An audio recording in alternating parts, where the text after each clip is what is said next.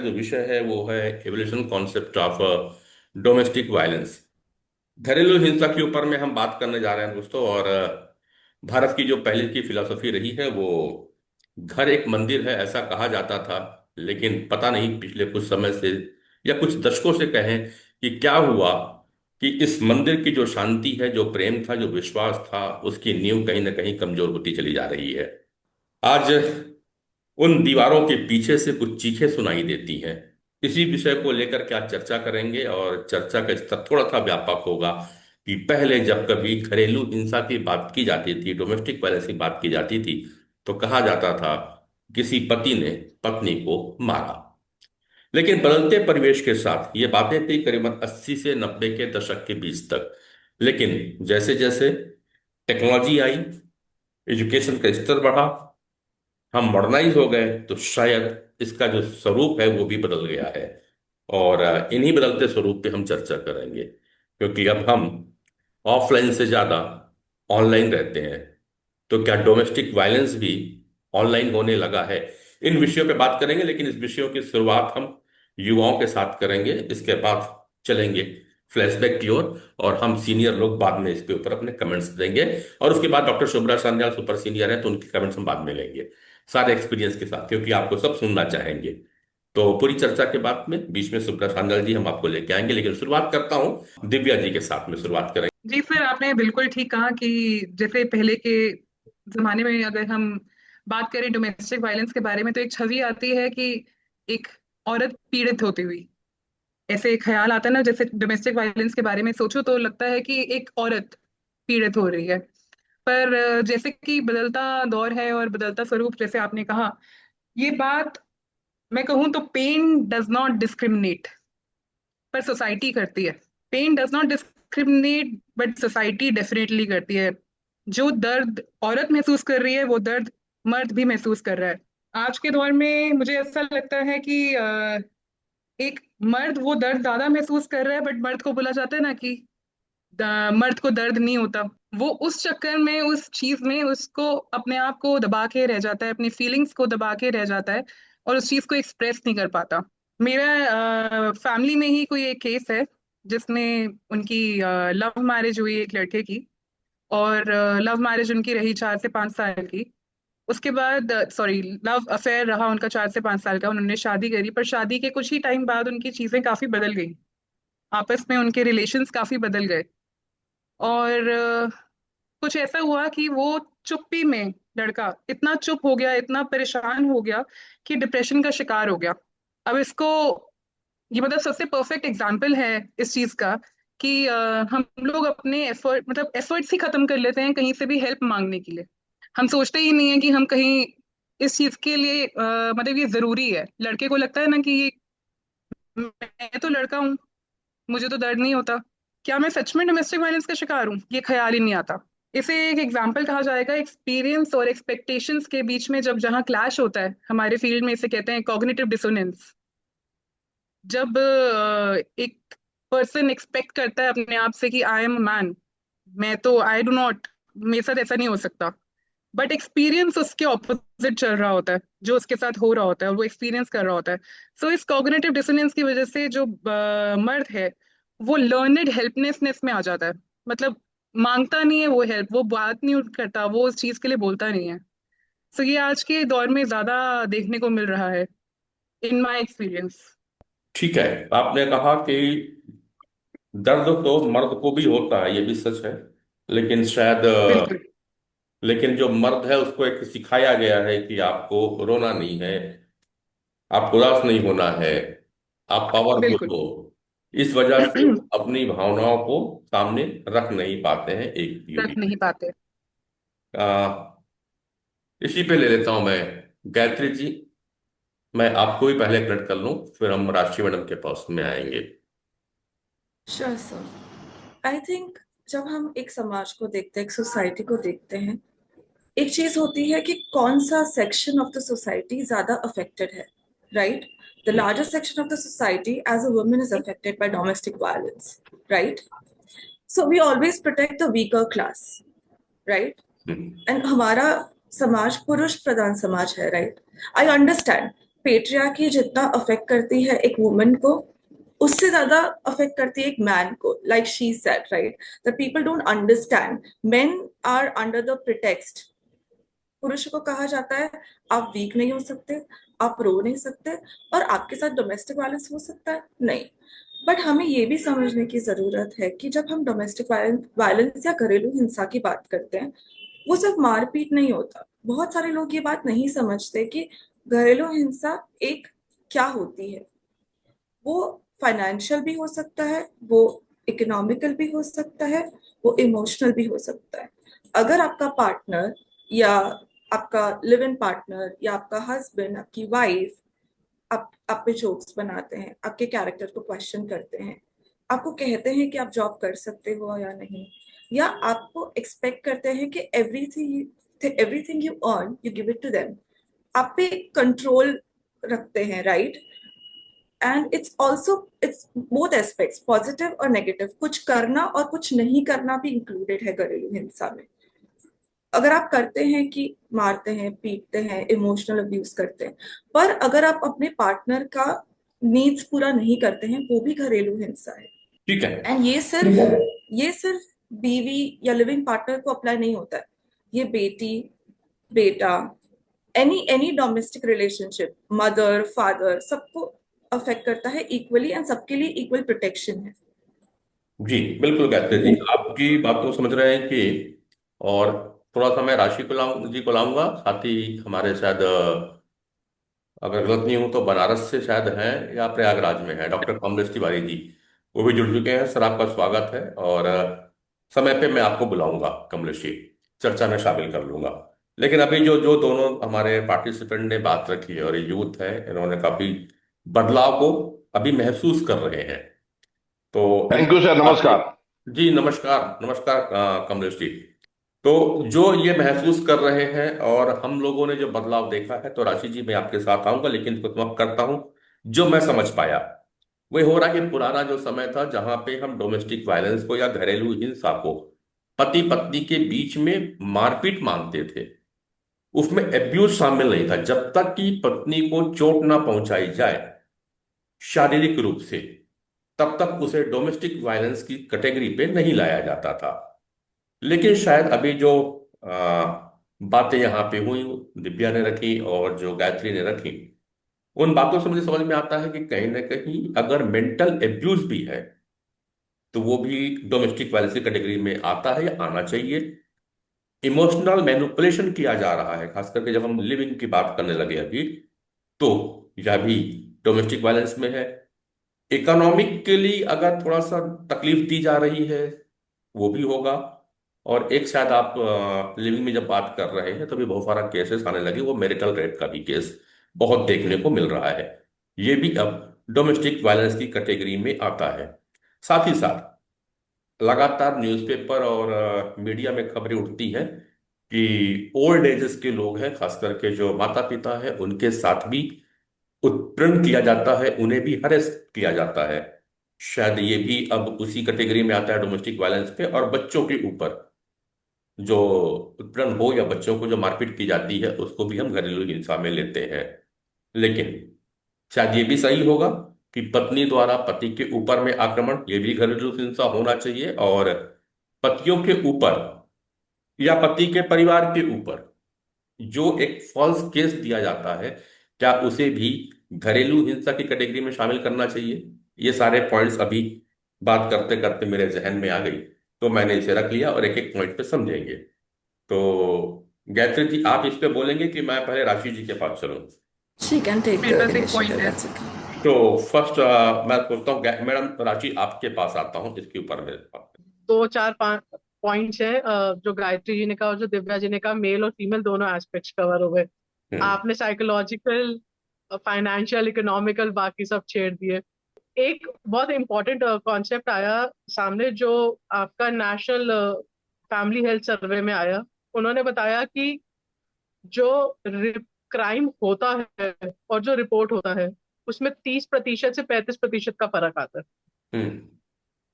अगर आप देखेंगे कि डोमेस्टिक वायलेंस के केसेस सबसे ज्यादा कौन से राज्य में हो रहे हैं, तो उत्तर प्रदेश का नाम सबसे ऊपर आता है। हम्म। सबसे ज्यादा रिपोर्टिंग का हो रही है मणिपुर, जो रिपोर्टिंग पहले 10 राज्यों, हाँ, और जो पहले 10 राज्यों में भी नहीं है। Hmm. Now what is the factor जो इसके पीछे है? हम्म। वो आता है एजुकेशन। एजुकेशन को और अवेयरनेस को सबसे टॉप पे रखा गया है। हम्म। उसमें देखा गया है कि जिस एरिया में, जिस जगह पे ज्यादा लोगों को अपने राइट्स के बारे में अवेयरनेस है, लोगों को ये जागरूकता है कि मैं कहाँ जाके रिपोर्ट कर सकता हूँ या कर सकती हूँ, हम्म। वहां पे रिपोर्टिंग सबसे ज्यादा है। मैं ये परसेंटेज आपको इसलिए बता रही हूँ, इससे हमें सबसे पहले पता चलता है काम करने की जरूरत कहाँ पे है। हम्म। राइट। जिस एरिया में एजुकेशन सही चल रहा है, उस एरिया में रिपोर्टिंग ज्यादा है। चाहे उतने केसेस हो ना हो, मतलब अगर 100 केस हुए तो 100 में से 53 केस रिपोर्ट हुए। हम्म। जहां अगर आप यूपी और बिहार की तरफ जाएंगे, 1000 केस हुए, 1000 में से 40 केस रिपोर्ट हुए। डिफरेंस बहुत बड़ा है। बिल्कुल। और इतना बड़ा है कि आप इग्नोर नहीं कर सकते। हम्म। दूसरा, जो गायत्री मैम ने भी कहा कि जो वायलेंस होता है वो सिर्फ आपका डोमेस्टिक के अंडर फीमेल पे नहीं होता, आई मीन मेल पे नहीं होता, फीमेल पे भी होता है। और हम्म। वो सिर्फ फिजिकल नहीं होता, बाकी एस्पेक्ट्स भी होते हैं। हम्म। हमें ये समझना है, अगर कोई, एक बड़ी बेसिक सी एग्जांपल लूंगी, बहुत सारी चीजें डोमेस्टिक वायलेंस के अंडर आ जाती हैं अगर आप लीगल डेफिनेशन भी पढ़ते हैं तो।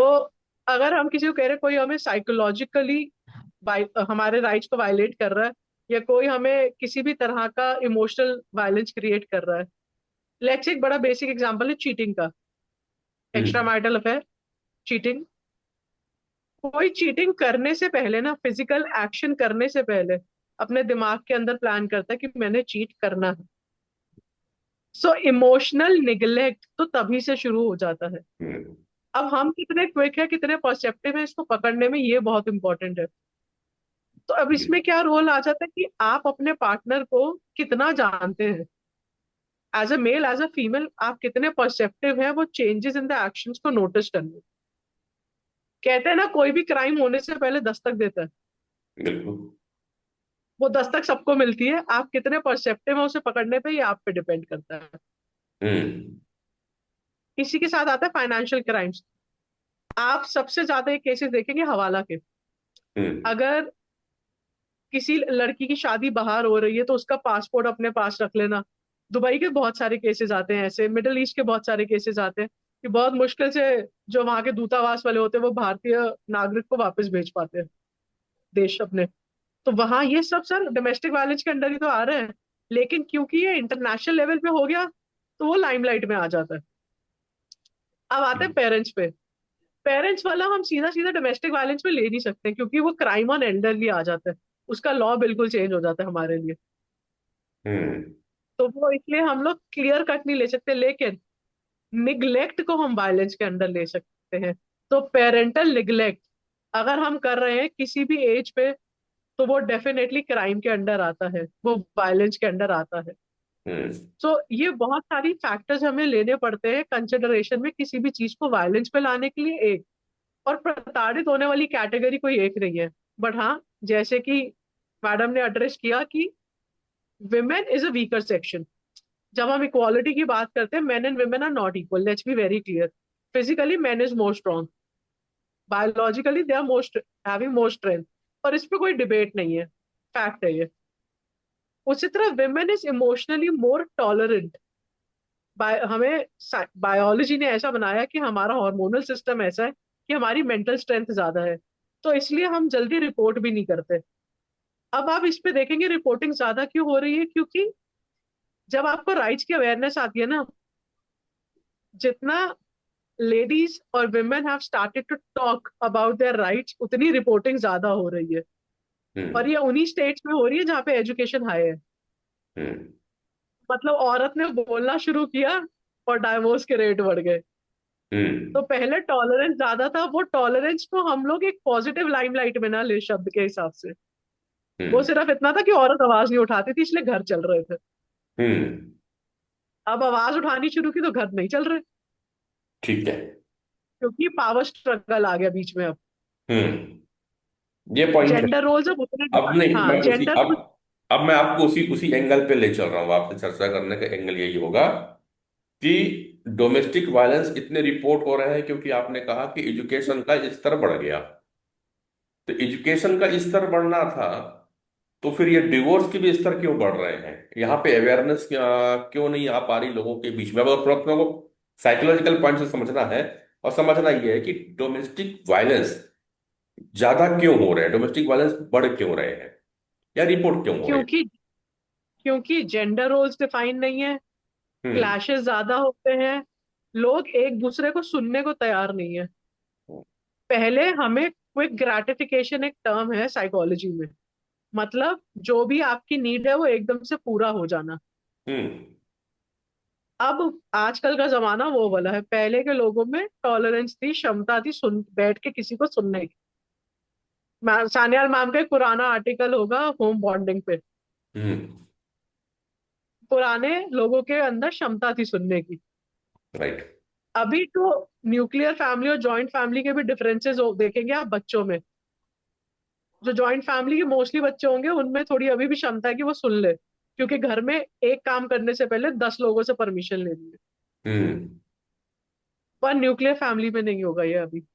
तो वो जो हम्म। डिफरेंसेस आप नोटिस करें वो इसलिए क्योंकि टॉलरेंस लेवल दोनों सेक्सेस का कम हुआ है। अगर आदमी घर से परेशान है, बाहर से परेशान है, तो औरत भी बच्चे और घर से परेशान है, हम्म। क्योंकि एक्सपोजर तो दोनों को ही नहीं था ना चीजें हैंडल करने का, दोनों का बिल्कुल। First time. हम्म। तो दोनों फटते हैं, फिर एक्सप्रेस नहीं होता, फिर आप फटते हैं। हम्म। इमोशनल सपोर्ट सिस्टम खराब है, हम हम्म। लोगों के पास परिवार नहीं है, दोस्त नहीं है, समय नहीं है। हम्म।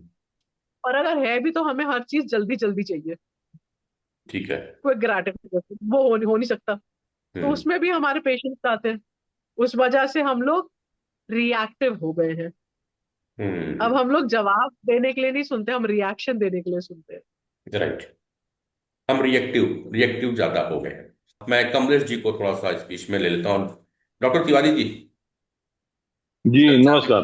हाँ जी जी सर, नमस्कार। चर्चा में अब आपको भी लेने का समय है, और बड़े जी ध्यान से आप चर्चा सुन रहे हैं।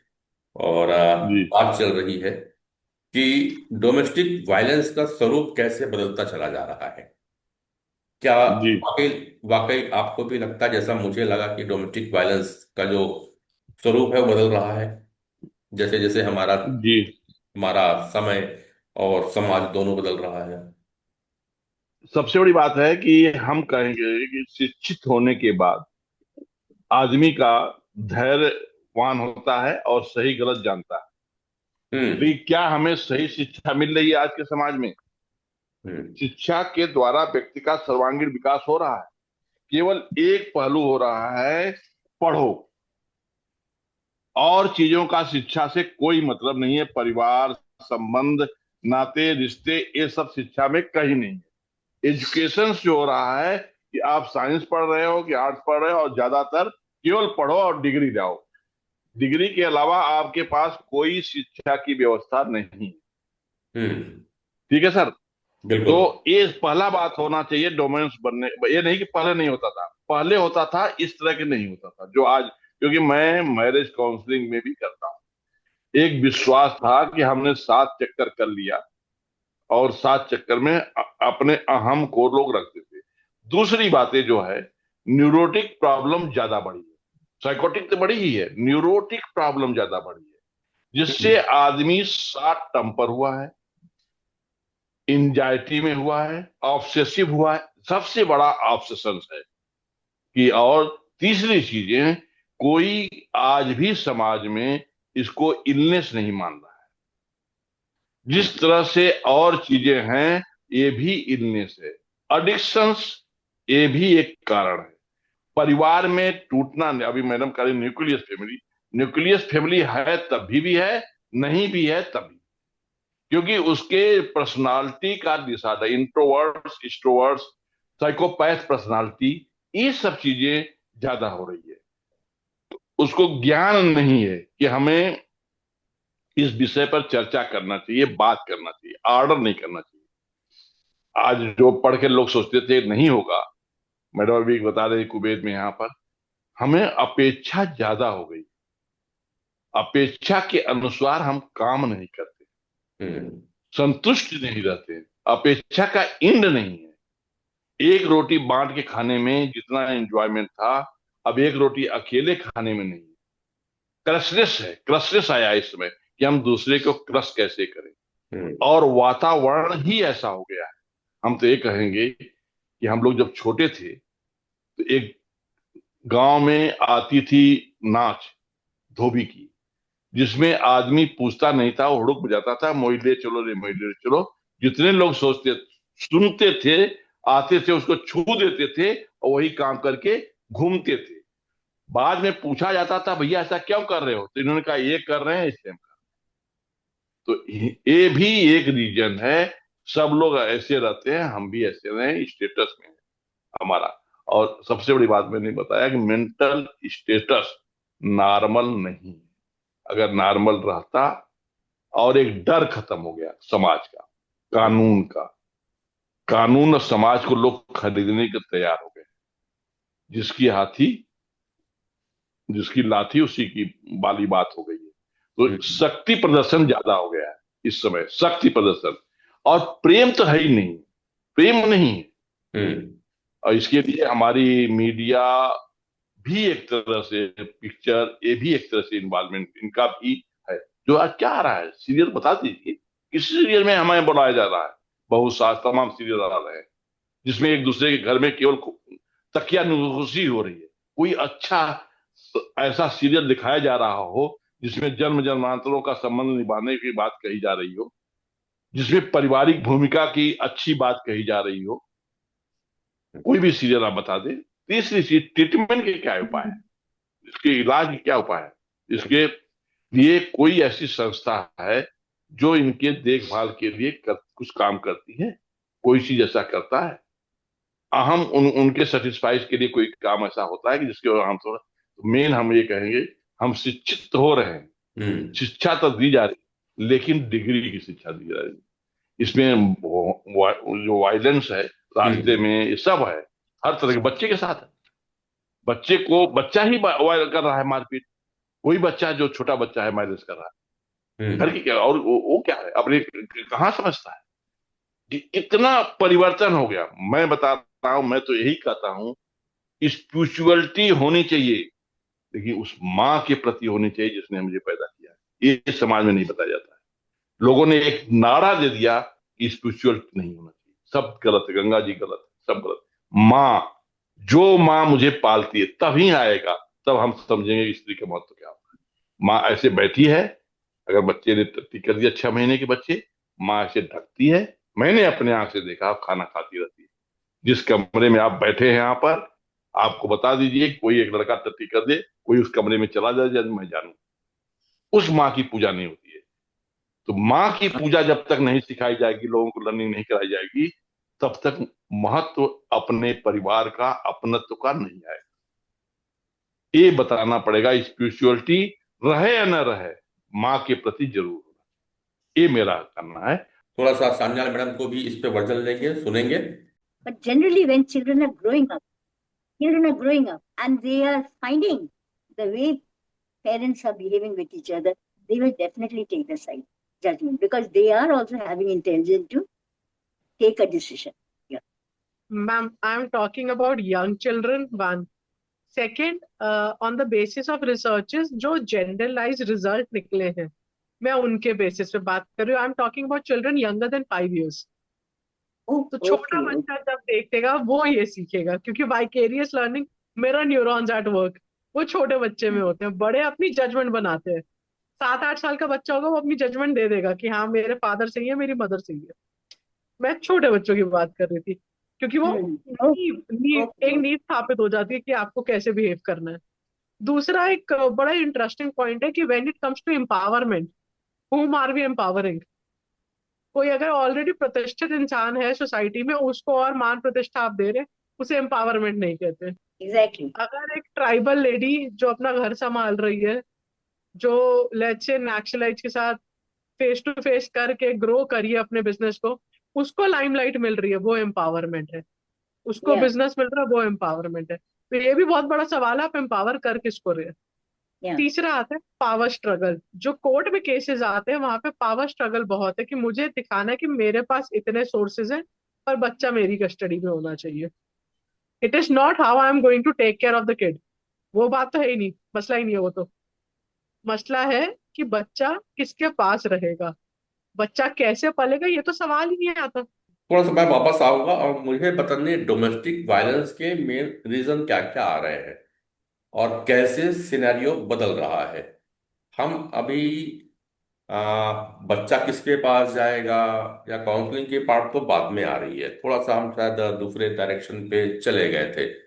तपन मोहंती जी भी आ रहे हैं, ठीक है, मोहंती जी से भी इसको पॉइंट्स को लेंगे क्या हो रहा है। लेकिन अभी अपना जो बेसिक रीजन आ रहा है वो ये समझना है कि ये डोमेस्टिक वायलेंस हो क्यों रहा है। जैसा कि आपने शुरू में कह दिया कि सबसे अधिक जहां जहां एजुकेशन आ रहा है वहां वहां रिपोर्टिंग की केसेस बढ़ रही हैं। तो एजुकेशन के साथ में अवेयरनेस भी बढ़नी चाहिए थी कि अच्छा नहीं है। तो वो कहाँ पे गड़बड़ हो रही, इस पॉइंट को समझने की जरूरत है। मैं थोड़ा सा गायत्री के पास चलता हूँ, फिर वापस में सेशन ले लेंगे। श्योर। और एक कोई इंटेलेक्चुअल डिवाइन करके हमें यहाँ दिख रहे हैं, अगर वो भी पार्टिसिपेट करना चाहेंगे तो एक मैसेज ड्रॉप कर सकते हैं, तो हम उन्हें भी पार्टिसिपेशन पे ले लेंगे। जी गायत्री जी। जब हम एजुकेशन की बात करते हैं और कहते हैं कि the cases of reporting are rising, right, but that also comes with समाज, right? It always blames the woman, whether or not she is a victim. And mostly, in generally in cases we see where there is any crime that's happening with a woman, एक victim blaming mentality होती है समाज की। तुम्हें ये नहीं करना चाहिए था तो ये नहीं होता। हम्म। अगर तो दो लोग चिल्ला रहे हैं, like ma'am said, right, कि if in a relationship two people are shouting, they're both shouting at each other, right? But expectation हमेशा एक औरत से ही होती है कि तुम पहले चुप रहो, तुम समझो, because you know the traditional role of a woman in a marriage is her endurance, her tolerance. She enters the relationship of marriage to cater, right? हमने बहुत सारी बात की एक्सपेक्टेशन की, कि एक्सपेक्टेशंस की प्रॉब्लम है, there is a tussle between expectations of a man and a woman. Problem ये नहीं है कि tussle is there between expectation of man और वुमन, या लोग कम बात कर रहे हैं या ऑप्शन ज्यादा है। प्रॉब्लम ये है एक्सपेक्टेशन टू एंडेड है। अब पहले सिर्फ मर्द की एक्सपेक्टेशन थी, या जिस फैमिली में आप जा रहे हो उसकी एक्सपेक्टेशन थी कि you have a role as a housekeeper और a house person or a housemaker, right? As a woman, you have that role.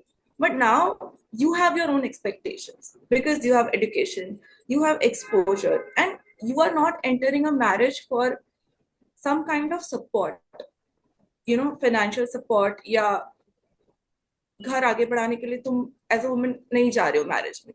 Now you want love, you want respect, and you want to be treated like an equal. You want to stand shoulder to shoulder now, right?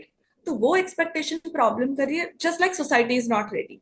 You want to educate your girls, but okay, tell me, एक बच्चा है, दो बच्चे हैं एक घर में, there's a daughter and there is a son, right? Of course, the daughter is performing very well, दोनों की education में equal invested है parents as a family, but किसी son को कहा जाता है at the age of 14 or 15 you also should start learning to cook. Very less, very rare cases where a male child is also expected to learn housework, but a female child is always. And you know, there comes education versus conditioning. आप education तो दे रहे हो, पर आप conditioning change कर पा रहे हो? आपका बच्चा 4 घंटे स्कूल जाके जो सीख रहा है, क्या वो एक्शन होते हुए देख रहा है? जो वो बुक्स में पढ़ रहा है, क्या वो हो रहा है समाज में? नहीं। What will you adapt? If you see your father disrespecting your mother, but at school you're being said कि everybody is equal, तुम क्या करोगे? तुम देखोगे when your father disrespects your mother, he is getting everything he wants. If in a room there are 10 people, you will always cater to the one who is going to cause ruckus. जो ज्यादा शोर करता है, जो ज्यादा चीखता चिल्लाता है, उसकी नीड्स को सेटिस्फाई किया जाता है ताकि शांति बनी रहे, right? The goal of the society is there should be harmony, लेकिन उसका सब हार्मनी लाने का support is expected from a woman, and that leads to sacrifices.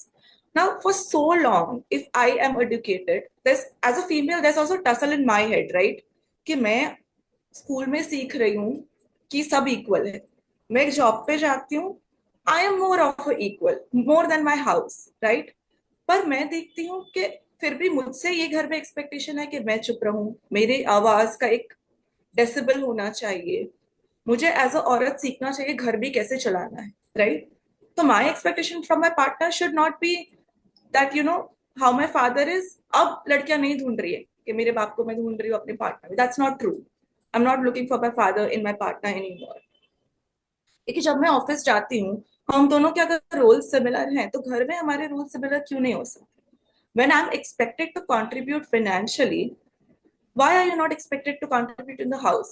उसमें masculinity कम नहीं होनी चाहिए, right? Like one of the persons said कि we are teaching people to become professionals, but हम भूल जाते हैं they have to become better humans, they have to become somebody's partners, and उस पूरे relationship का भार, heavy lifting एक woman पे नहीं हो सकता. That's my understanding.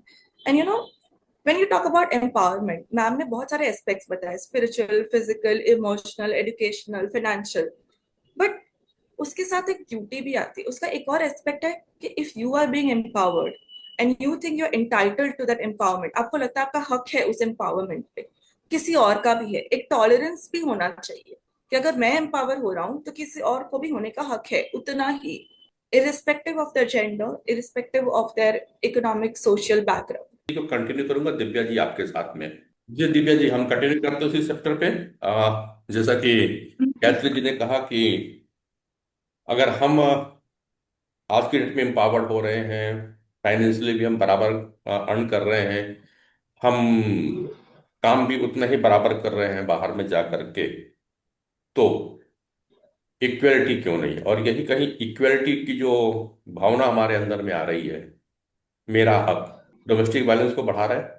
सर जैसे कि मैंने कहा कि ये एक ट्रांजिशनल फेज है, सैंडविच जनरेशन मैं इसे कहूंगी, कि हमारे बड़े जो हैं वो इस पुराने ख्यालात के हैं कि लड़की में इंड्योरेंस होनी चाहिए, और जो हमारा युवा है वो कंफ्यूज है। I mean women are empowered but the boys are not trained, the boys are not yet trained. मतलब मैं तो शुरुआत में आपको ये बता रही थी कि वैसे ये बदलता स्वरूप है कि सिर्फ औरतें ही इस डोमेस्टिक वायलेंस के शिकार नहीं है, मर्द भी हैं। But hmm. this confusion or lack of preparation for this transitional phase is causing all this friction in the right, friction is the right word. I mean, जैसे आप अभी गायत्री जी ने बोला कि लड़कियों से वो एक्सपेक्टेशन है कि वो इंड्योरेंस दिखाएं घर को चलाने के लिए। वो बात हमारे बड़े हमसे एक्सपेक्ट करते हैं कि हम वैसे ही रहें जैसे पहले की औरतें रहती थी। हस्बैंड सपोर्टिव, मतलब आज की जनरेशन की अगर मैं हस्बैंड्स की बात करूं या मेन की बात करूं, they are not as similar to what our generations like our fathers और grandfathers used to be. They are changing, they are developing that sense कि हाँ women's are also equal, and equal नहीं, I would say equity, I mean equity, equality नहीं, equity. As Rashi mentioned that we both are human, and sorry, girls and boys, they both are different.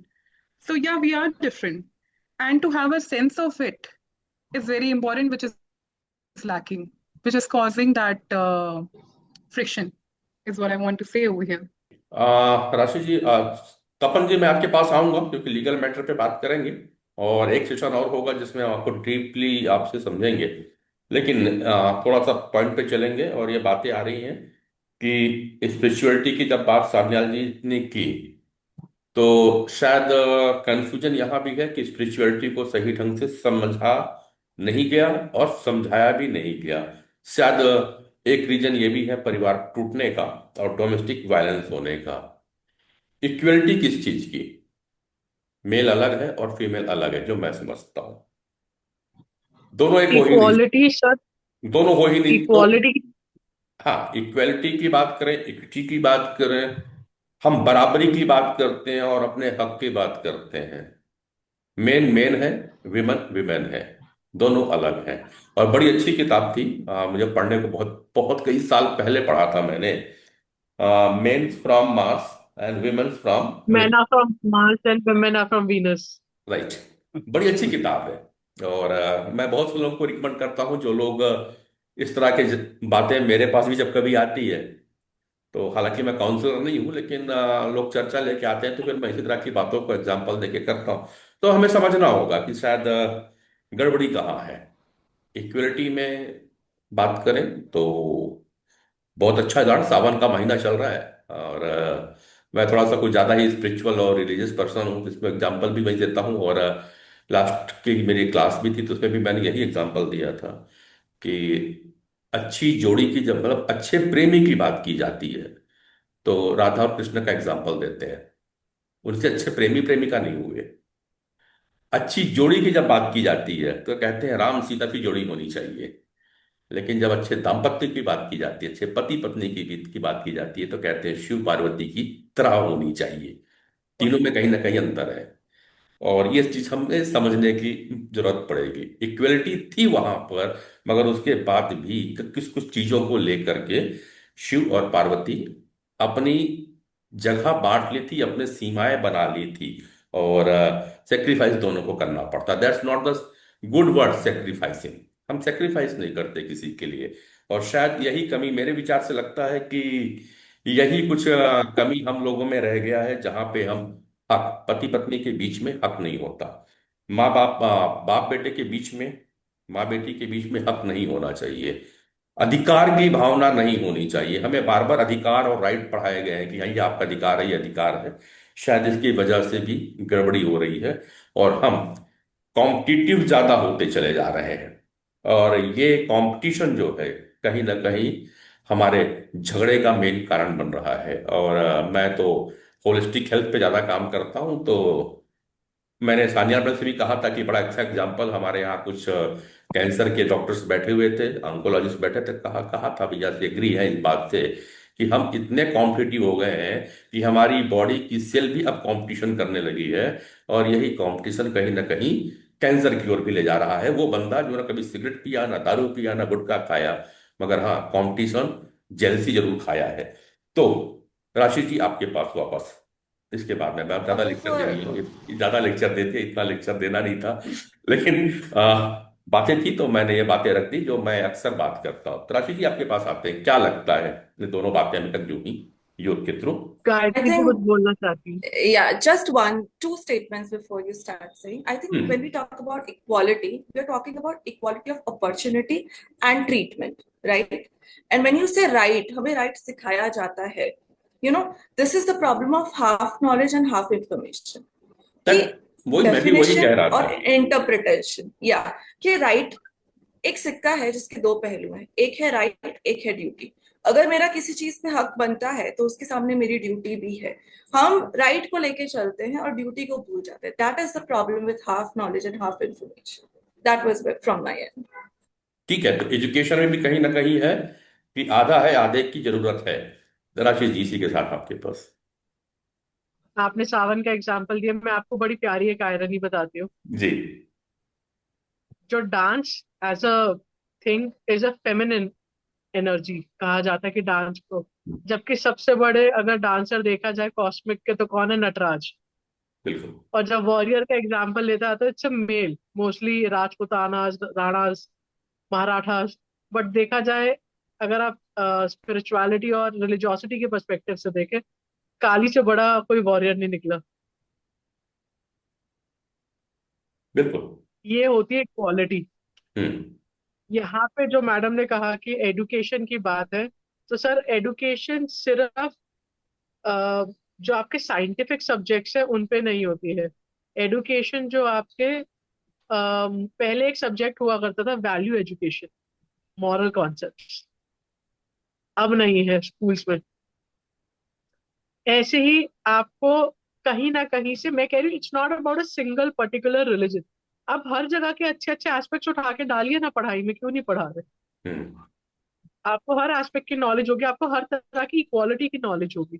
हम जब कहते हैं we are not equal with respect to our levels of feminine masculine energies, but जो ma'am ने कहा कि we need to be getting equality in opportunity and wages. आपको जो आय मिलती है, आपको जो तनख्वाह मिलती है, उसकी इक्वालिटी चाहिए। आपको जो अपॉर्चुनिटी मिलती है उसकी इक्वालिटी। अब देखिए, कब से डिफेंस सिस्टम हमारी कंट्री में स्टैब्लिश है? जब से कॉन्स्टिट्यूशन है उससे पहले से आया मुझसे, बट इंडियन डिफेंस सर्विसेज उसके बाद आया है। एनडीए का एग्जाम अब हाल फिलहाल में शुरू हुआ है जो औरतें दे सकती हैं। women can appear for NDA now. Training दी जाए तो we can also train our heads and strengthen everything. ये डिपेंड करता है ट्रेनिंग पे, आपको जितनी अपॉर्चुनिटी मिलेगी आप उतना ही तो काम करेंगे. By opportunity, I also meant in a relationship. If the man has the opportunity to go out and earn, I should have that too. I shouldn't be held down. Like Karl Marx said, economic exploitation of women. And when I meant equality of not wages, but treatment, right? When you see a damad going to the in-laws house, he's treated as a guest, as somebody, of great stature. But when a woman comes to his house, she's expected to come and just, adapt to the household.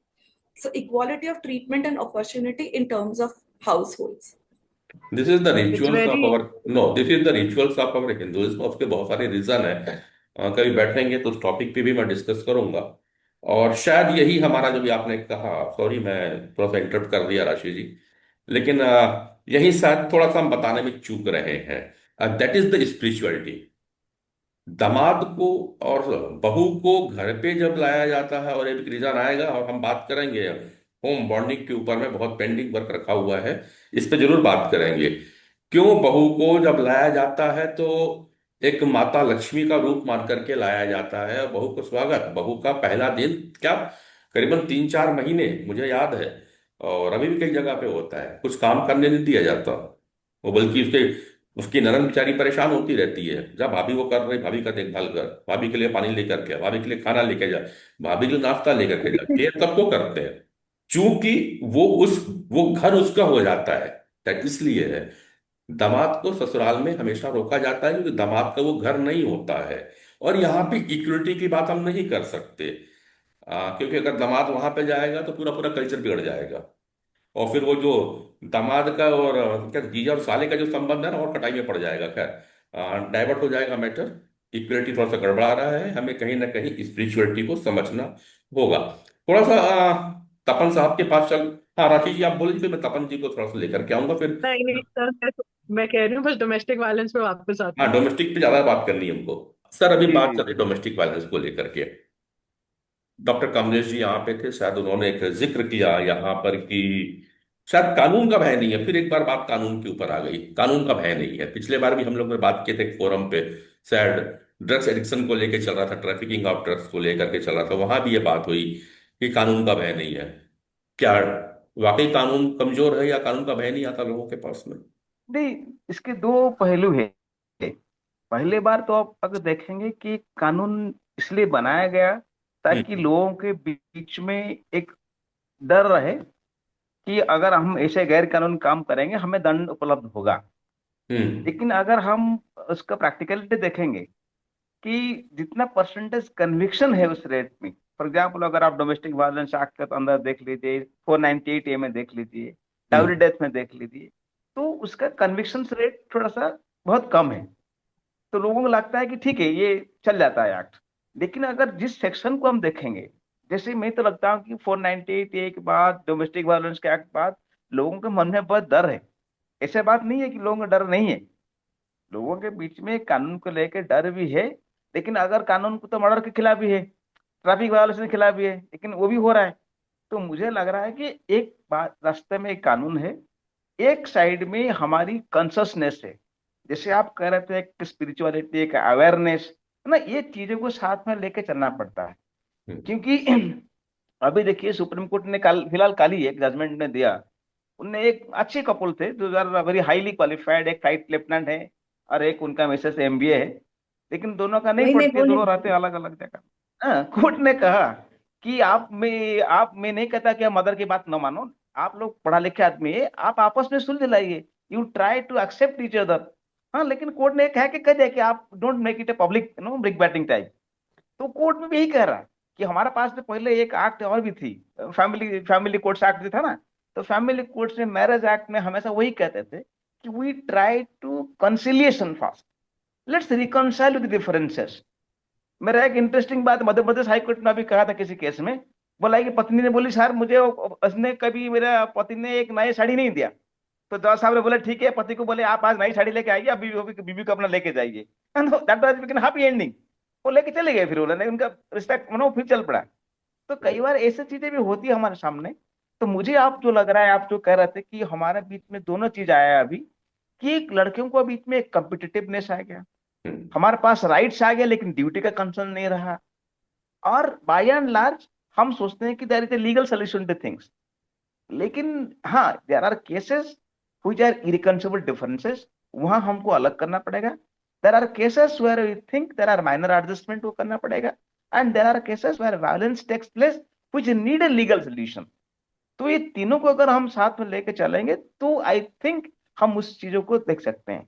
जैसे लड़कियों का, जैसे आप कहते हैं बेटी पढ़ाओ बेटी बचाओ, तो थोड़ा थोड़ा लड़कों भी सिखाओ, अगर वो भी जोड़ दें, क्योंकि देन विल फाइंड कि the society has to move along with an understanding, awareness, cooperation, है ना। और साथ में कंप्लीट कॉन्फ्लिक्ट भी रहेगी, कंपटीशन भी रहेगा, मनांतर रहेगा, मतांतर भी रहेगा, लेकिन मतांतर और मनांतर इतना बड़ा संघर्ष में न हो जाए कि ताकि सारे जो हमारा दाम्पत्य के जीवन है वो कलुषित रहे और घर टूट जाए, बिखर जाए।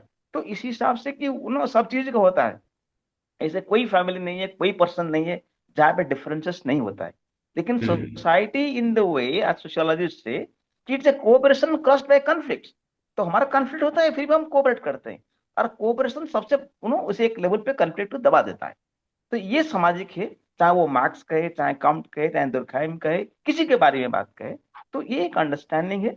तो मेरा मानने में, लेकिन अभी ये केस देखिए, सेक्सुअल हरासमेंट एक्ट आया, डोमेस्टिक वायलेंस एक्ट आया, अच्छा, ये लेकिन आप एक्ट की कानून बात का कर एक एक आना एक बात है। मोहंती जी, मोहंती जी, एक्ट की बात हो जी रही है, जी। तो अभी कुछ नया अमेंडमेंट हुआ, कुछ नया सुधार हुआ है क्या पीडब्ल्यूडीवीए में? प्रिवेंशन ऑफ डोमेस्टिक का नहीं, वही वो चाहते हैं कि भाई देखिए हर जगह में डोमेस्टिक पे अरेस्ट करता है कि there has to be an officer जहाँ पे डोमेस्टिक वायलेंस रिपोर्ट करना है, हम्म, ठीक है, डिस्ट्रिक्ट लेवल पे भी।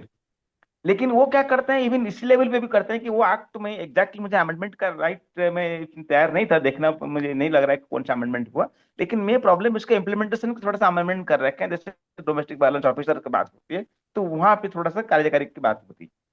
जी। मुझे अब एक और चीज लगती है कि शायद अभी जितना भी मैंने भी बातें सुनी, मुझे लगता है कि जो एजुकेशन दिया जा रहा है, बात ये नहीं है कि बेटी पढ़ाओ बेटी बचाओ अभियान जो चल रहा है, सब बच्चों को भी, बेटे को भी सिखाया वाह बेटा। मुझे लगता है कमी शायद हमारे एजुकेशन सिस्टम पे हो गई है। जो बातें हम यहाँ पे कर रहे हैं अभी, यानी कि तब जो हमें जिंदगी में जरूरत है, और वो है ताउम्र लर्निंग की या सीखने की, वो है साइकोलॉजी। एक सामंजस्य बनता है जब हम जी अपने सामने वाले को रीड कर सके, हम अपने सामने वाले को समझ सके। और ये शायद साइकोलॉजी बताती है, जो कि मैंने बहुत लेट पढ़ी, और शायद आप लोग के साथ बैठते बैठते मुझे भी जी पढ़ना जी। पड़ना, और धीरे धीरे मैं सीख गया कुछ कुछ चीजें आप लोग के साथ। थैंक यू डॉक्टर सान्याल जी आपको, कि आपने थोड़ा सा मुझे भी साइकोलॉजी पढ़ने के लिए प्रेरित कर दिया, और मैं काफी कुछ साइकोलॉजी पढ़ दिया और पढ़ रहा हूँ अभी भी आप लोग के साथ बैठने के लिए, कि मैं आपके साथ बैठ करके यहाँ कॉम्पीट कर सकूं इस लेवल पे, क्योंकि मैं भी आप लोग को समझ सकूं। तो मुझे ऐसा समझ में आया कि ये शायद स्कूल लेवल पे कंपल्सन होना चाहिए इस चीज का, ये मैं भी क्योंकि सोच रही थी, ये मैं भी ताकि सोच रही हम थी। अपने सामने वाला, नॉट ओनली हस्बैंड वाइफ, बल्कि भाई बहन के बीच का भी बात है, दोस्तों के बीच की भी बात है, तो ये चीज होना चाहिए। शायद इसकी कमी अटक रही है, मुझे ऐसा लगता है, और इसके लिए भी बात करना जरूरी है, और हम लोग को चाहिए कि हम इस पे बात बहुत करें। शायद एक यही कारण हो सकता है, क्योंकि मैं समझता हूं कि जब एक काउंसलर किसी टूटते हुए घर को या किसी टूटते हुए रिश्ते को मात्र कुछ सिटिंग में बचा सकता है, तो यदि, एक मैं भी बोल दूं तो, हाँ मैं भी सर, मैं कुछ कर दूं आ रहा हूँ विचार। कमलेश जी, मैं आप तो मुझे आ रहा हूँ कमलेश जी, मैं आपके पास में। तो यदि बचा सकता है, तो क्यों नहीं, अगर उन्हें ही साइकोलॉजी पढ़ा दी जाए, तो शायद वो अपने रिश्ते बचा पाएंगे। कमलेश जी, जी कमलेश जी,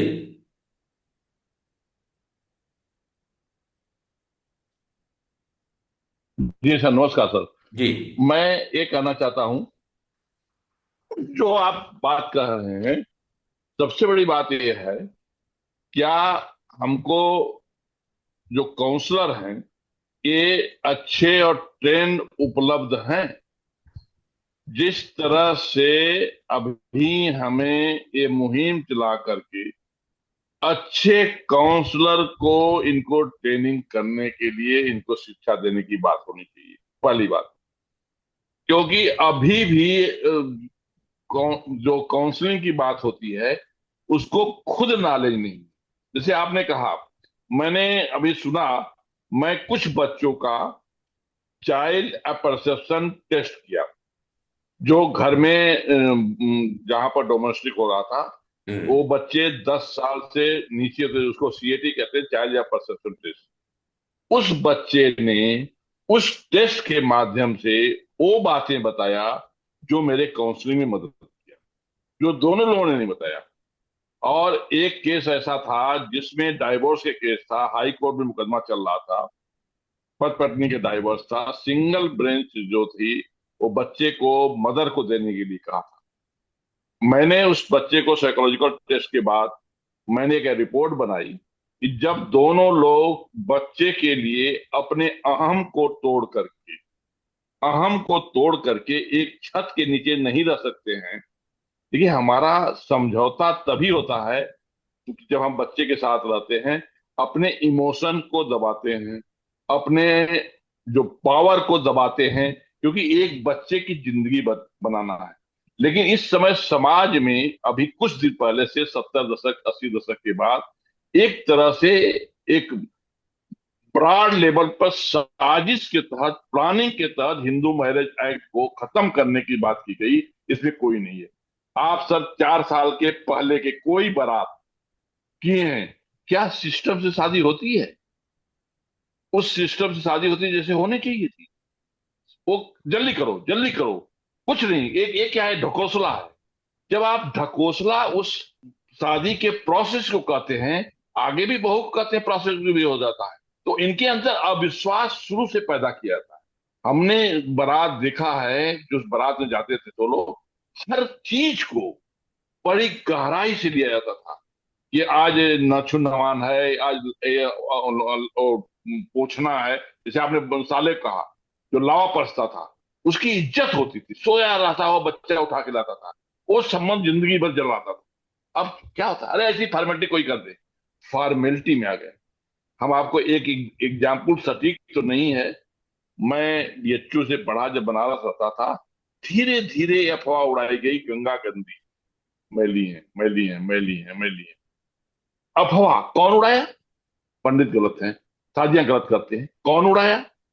इस साल मैंने देखा एक मास लेवल पर प्रचार हुआ, संगम नहाना है, संगम नहाना है, संगम नहाना है। साइलेंटली मैं कम से कम 20 दिन संगम के तीरों रहा। साइलेंटली, न कोई कुछ पूछता था, न काम था, न जरा। रिक्शे पर, ठेले पर बैठे के करोड़पति लोग जो हवाई जहाज से आते थे, ठेले पर बैठ के जाते थे। जब तक ये शिक्षा नहीं होगी कि हमारा एक शादी संस्कार है, तब तक हम नहीं समझते हैं कि इस तरह की भावना नहीं विकसित की जाएगी, लोगों के अंदर शादी के प्रति अविश्वास पैदा रहेगा और रहेगा। लोगों के अंदर जड़ से नहीं जुड़ेंगे, तब तक नहीं रहेगा। आज आप जो कह रहा, अभी आप बात हुआ कि लोग लड़के शादी नहीं करना चाहते हैं, बच्चे नहीं चाहते, रिव्यू जैसे, ये क्या है? हाईकोर्ट मान्यता देता है, क्यों देता है भाई हमारी कानून? क्यों? लोग गांव में डरते थे, कोई भी सीसीटीवी कैमरा नहीं था, जो बुजुर्ग कह दिया उसकी बात अमर अमर होती थी। अब बुजुर्ग है कौन, बता दीजिए, कौन बुजुर्ग मानता है? शादी ब्याह में गवाह होते थे, कानून में। मैंने उस बच्चे के जब टेस्टिंग किया, तो उसमें उसने बताया चीजें, वो बात हाई कोर्ट में लिख के दिया मैंने। बच्चे को फादर को मिला। सुप्रीम कोर्ट ने उस जजमेंट में लिखा है कि डॉक्टर तिवारी के व्यू को हम इग्नोर नहीं कर सकते हैं, इसलिए बच्चा फादर को दिया जाए। अगर दोनों लोग नहीं है तो फिर बच्चे की क्या जरूरत है? क्यों बच्चे को मांग रहे हैं? जो अदालत में आप लोग कह रहे थे कि झगड़ा होता है कि हम पावर में हैं। जज क्यों पावर में प्रति हो जाता है? किस बच्चे के साइकोलॉजिकल टेस्ट कराया जाता है? बता दीजिए, काउंसलर जो होते हैं किस बच्चे की साइकोलॉजिकल टेस्ट, कौन सा साइकोलॉजिस्ट टेस्ट करते हैं? हम्म। उस बच्चे, आप जो है जन्म कुंडली मिलाते हैं। एक समय जन्म कुंडली मिलाने का बहुत महत्व था, लेकिन आज कौन जन्म कुंडली मिला रहा है? कौन मिला रहा है? तो नहीं मिला रहा है, साइकोलॉजी के पास जाना चाहिए। साइकोलॉजिकल टेस्ट होना चाहिए कि दोनों साथ टेम्पर हैं, दोनों कैसे हैं। और सर, एक चीज तो मैं फिर कहूंगा, ये मेरा अनुभव है 44 साल का। टोटल पॉपुलेशन में स्ट्रेस इतना लेवल के बढ़ गया है कि नमक बराबर नहीं है लोगों के अंदर। जिस तरह से चीजें नमक बराबर लेना चाहिए कि जितना अच्छा रहे उतने करो, ज्यादा लोगे खराबी आएगी, फेंका जाएगा, कम लोगे बढ़ा सकते हो। नमक बिल्कुल के समान कमलेश बात जी, कमलेश करें जी, बिल्कुल तो आपकी झगड़ा बात, कम हो गया। Thank you. आपकी, अब मैं बोल दिया अपनी बात। बिल्कुल बताओ क्या करें। समय को भी देख रहे हैं, और ये बात जो आपने कहा, जी बिल्कुल बहुत सारी बातें आपने इसमें डालने की कोशिश की। और कहीं ना कहीं आप रिचुअल्स पे वापस गए, और जो हमारे वाकई जो हमारे रिचुअल्स कुछ बनाए गए थे, कुछ एक ऐसा दौर चला है जिसपे हमारी ही गलती है कि हम शायद अपने यूथ को समझा नहीं पा रहे कि ये रिचुअल्स क्यों आवश्यक हैं। तो दोष किसी का नहीं है, हमारा है। जी फिर मैं वही बात करूंगा हाँ। कि शायद हमारा एजुकेशन सिस्टम ऐसा किया गया, उसमें नो डाउट एजुकेशन सिस्टम में सब आते हैं, केवल स्कूल या कॉलेज की बात समाज, नहीं। एजुकेशन सिस्टम नहीं, सिस्टम समाज भी अब ऐसा मैं किया। समाज की भी ले रहा हूँ, और समाज में साहित्य को भी ले रहा हूँ, जो लिटरेचर अभी आ रहे हैं उनको भी ले रहा हूँ, मैं मूवीज को भी लेता हूँ, और टीवी सीरियल को भी इसमें शामिल करता हूँ कि कहीं ना कहीं गड़बड़ हुआ। दैट वाई सर मैं कोर्ट छोटा जो था, एक आपने एक लाइन बात बोल के कहा, मैं खत्म, शादी, एक लाइन सर बोल हमारे एक, हमारे समाज में जब शादी होती थी साहब, तो गवाही कोर्ट में होती है रिश्तों की, दो गवाह के साथ में रजिस्टर में साइन होता है, शायद इतना मैं जानता हूँ। अब अनिवार्य लेकिन हुआ, अब अनिवार्य हुआ है। अब, हाँ, और मैं अब सर जब समाज, एक लाइन बोल के मैं खत्म कर रहा हूँ। जी, मैं एक लाइन अपनी काकी की कहानी मैं जब बहुत छोटा था हम्म उसको पढ़ा था। जब भी मैं अपनी दादी को देखता था, जी, फर्स्ट प्रेफरेंस देता था कि नहीं, इनको फर्स्ट प्रेफरेंस हो। मुझे हमेशा वो कहानी याद आती है आज भी। आज दादी नहीं रही, मैं रोता था अगर दादी हैं घर में तो पहला थाली उनको लगना चाहिए। हम्म बूढ़ी काकी ना बनावे घर में लोगों, जो अपनी काकी हैं वो हर्ष न पैदा करें बहू में। अगर ऐसा होगा तो बढ़ेगा, खत्म नहीं होगा। मतलब बिल्कुल। यार तो लंबा रखते हैं। ठीक है कमलेश जी, बातें हुई, पर इतनी है कि समाज जी कहीं ना कहीं विकृत होता चला गया है। उसका सीधा सीधा संबंध यह है कि हम संस्कारों की बात नहीं करते, हम रिचुअल्स में तो हैं, फॉर्मेलिटी पे निभा रहे हैं, लेकिन स्पिरिचुअलिटी पे नहीं है। तो आएंगे, रिचुअल्स की बहुत सारी बातें होंगी। राशि जी, अब हम क्लोजिंग की ओर भी हैं, अब आप लोग से क्लोजिंग स्टेटमेंट दोनों से चलेंगे। चलें। भूमिका को भी दीजिएगा, भूमिका कहाँ भूमिका है शायद इसमें? है। भूमिका जी नहीं है, भूमिका, थोड़ी देर आई थी, मैंने उनको कहा था कि रुकिएगा, पर शायद भूमिका जी है नहीं अभी। मैम भूमिका हैज लेफ्ट। हम्म हाँ भूमिका। हाँ, तो सर ऑल एंड ऑल जो पॉइंटर्स नहीं, निकल के आए हैं वो ये है कि हमने बात करेंगे खत्म। एक मिनट, मैं म्यूट कर देता हूँ। हो गया सर, ठीक। हो गया।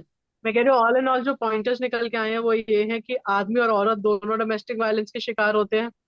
कॉमन फैक्टर्स जो निकल के आए हैं वो है एजुकेशन, सब्सटेंस अब्यूज या एडिक्शन कह लीजिए, अ, आपका राइट्स अवेयरनेस, और जो मॉरल एजुकेशन और स्पिरिचुअलिटी का ज्ञान जो है, ये सब कॉमन फैक्टर निकल के आए हैं। इनका इंटरप्ले है आपस में।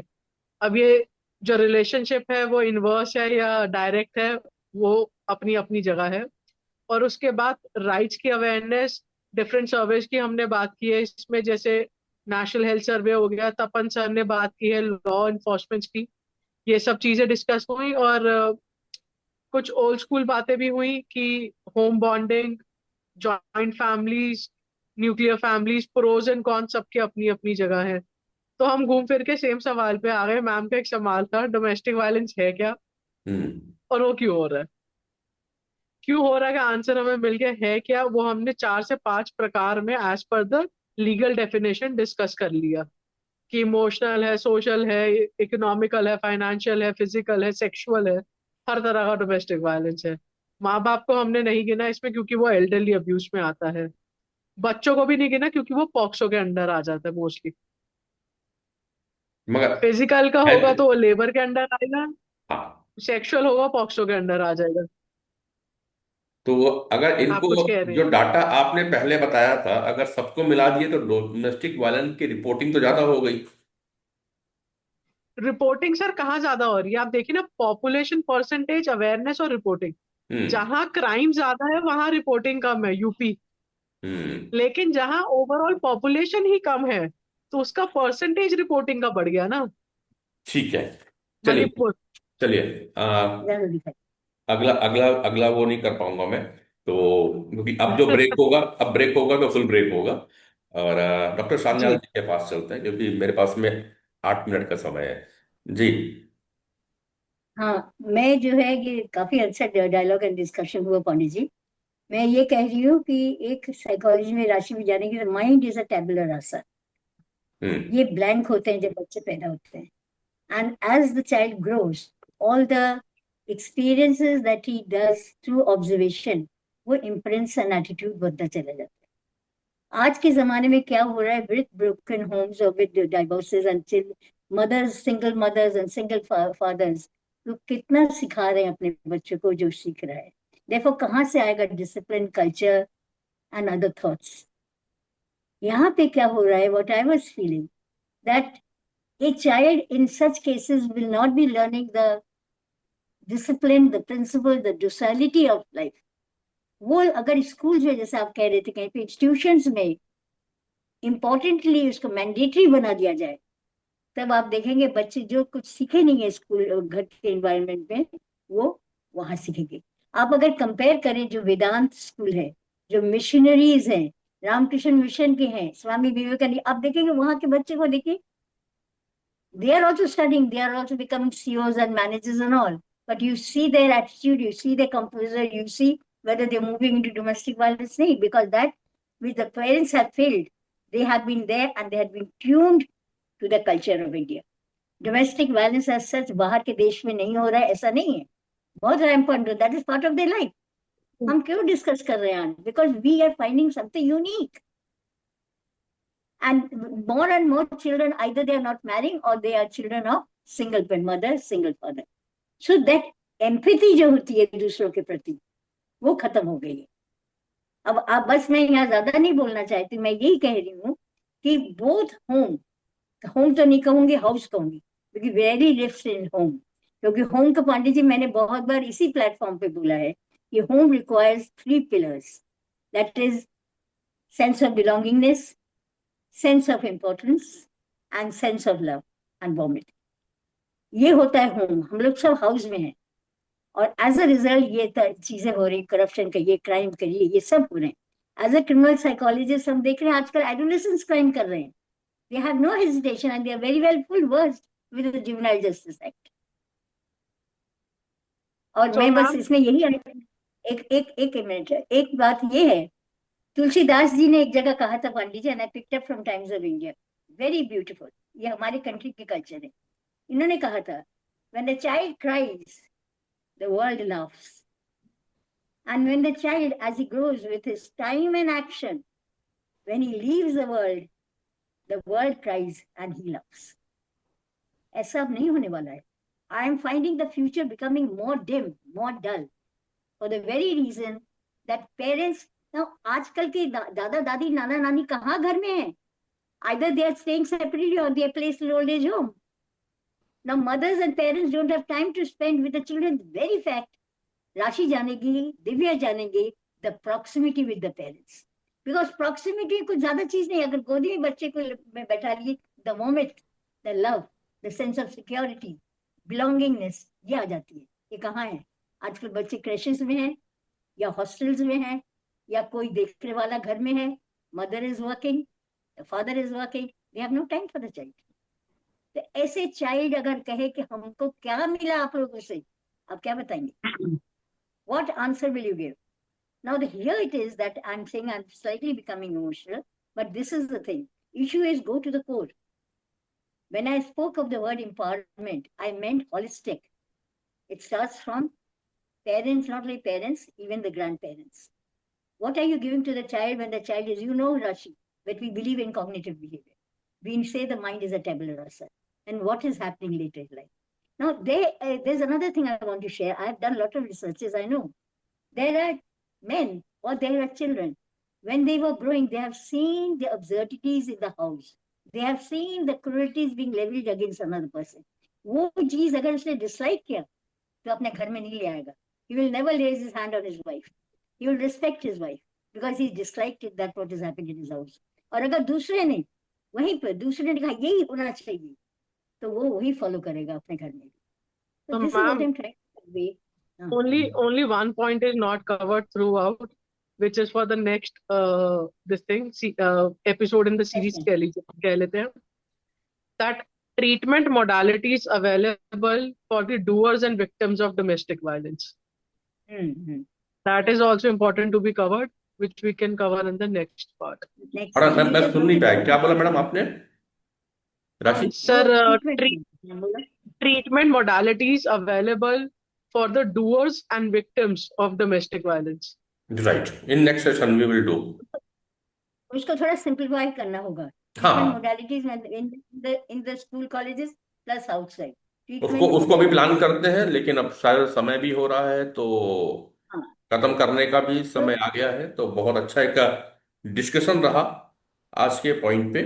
और कुल मिला के मैं इतना ही कहूंगा कि शायद अब समय आ गया कि जो डोमेस्टिक वायलेंस है उसकी डेफिनेशन को चेंज करने की भी आवश्यकता है. जो हम अभी तक किताबों में पढ़ते आ रहे हैं, आज के डिस्कशन में मुझे समझ में आता है, जो मेरे एक्सपीरियंसेस हैं और जो मैंने अभी गेन किया यहाँ से. क्योंकि लड़ाई केवल ये नहीं है कि पति पत्नी के बीच हुई या परिवार में किसी और रिलेटिव के साथ हुई है. ये लड़ाई केवल एक मेल फीमेल की नहीं है. ये लड़ाई एक इंसानियत की हो गई है. और वो बेकार हो जाता है जबकि घर की कोई खामोशी की गूंज अगर मैदान में आ जाए तो किसी समाज के लिए अच्छा नहीं होता. और शायद इसीलिए सान्याल जी ने आपने कहा कि हम होम क्या हम होम में नहीं रहते, हम होम में रहते हैं, हाउस पे नहीं रहते. हम होम में रहते हैं, हाउस में नहीं रहते. हाउस में रहते हैं, हाउस में. बिल्कुल इसी चीज को एक मेरे फेवरेट कवि हैं और हास्य पे लिखते हैं, डॉक्टर अशोक चक्रधर. और उनकी कविता मुझे बहुत प्यारी लगती है. जब ये लाइन कहीं भी आती तो कहते थे कि ईंटों से ना गारों से, ईंटों से ना गारों से घर बनता है घर वालों से. और घर में जब कोई ना होता हो, दादी है ना पोता है, घर अपने नैनों में होता है और वो भीतर भीतर रोता है. तो कंडीशन हमारी कुछ ऐसी हो चुकी है कि हम कितनी भी मॉडर्न हो जाए, कितनी भी पढ़ लिख लें, जब ये सारी बातें आती हैं तो आज, जो कि डॉक्टर कमलेश तिवारी ने भी कहा कि मैक्सिमम लोग आज स्ट्रेस पे हैं. स्ट्रेस मतलब हम सब कहीं ना कहीं भीतर ही भीतर रो रहे हैं. और इसी रोने को पहचाना है ये फोरम ने. और डॉक्टर सान्याल जी के साथ मिलकर के मैं, नरेंद्र पांडे और राशि जुनेजा दोनों मुहिम लेकर के चल रहे हैं और आगे चलेंगे कि हम लोगों के साथ में कुछ तो अवेयरनेस ला पाए अपने इस डिस्कशन के साथ में. तो मेरा प्रोग्राम लाइफ वर्सिटी, जो कि एक मैगजीन है, और राशि जुनेजा की फर्म माइंड इज, दोनों इस चीजों का बेड़ा उठाया है और आगे आप सबको सुनने को मिलेगा. आप जितने भी यूथ हमारे साथ जुड़े हैं, हम कोशिश कर रहे हैं कि हर शनिवार इस तरह के प्रोग्राम इसी टाइम पे 8:30 बजे लेकर के आए. 1.5 घंटे का प्रोग्राम होता है. आप अधिक से अधिक लोगों को बुलाएं और बाद में इसे हम पब्लिक फोरम पे डाल देते हैं. मेरे यूट्यूब चैनल पे रहता है डॉक्टर राशि जी. मैं भी इसका रॉ वीडियो आपको भेज दूंगा बना करके. अगर आप भी हैं तो आप अपने, अब you are very active in Instagram, जबकि मैं नहीं हूं उतना इंस्टा पे, तो आप उस पे भी, मैं कुछ शॉर्ट्स बना के भेज दूंगा अगर इस प्रोग्राम के हैं, अगर बन जाता है तो. प्लीज अधिक से अधिक लोगों को भेजें ताकि अधिक से अधिक लोगों को इसके बारे में जानकारी मिल सके. स्कूल और कॉलेज में सिस्टम आए या एजुकेशन पॉलिसी में कुछ चेंजेस हो, ये हमारे बस में नहीं है. हमारे पास है सोशल मीडिया. तो हमने जो भी गेन किया, जो ने भी पढ़ा लिखा, हम चाहते हैं कि समाज में अगर देना है तो सोशल मीडिया एक अच्छा टूल है. और मैं आप दोनों से भी, गायत्री जी आपका बहुत बहुत धन्यवाद और दिव्या जी आपका बहुत बहुत धन्यवाद है. आप लोग यहाँ पे आए, पार्टिसिपेट किया, बड़े अच्छे से बात की. मैं चाहूंगा कि इसका मैं वीडियो आपको मुझे 3 to 4 डेज में आ जाएगा. आप लोग भी इसे कट करके अगर सोशल मीडिया में स्प्रेड कर पाएंगे तो हम लोगों के लिए बहुत अच्छा होगा. जो मुहिम हम लेके चले हैं उसमें हमको सक्सेस मिलेगी.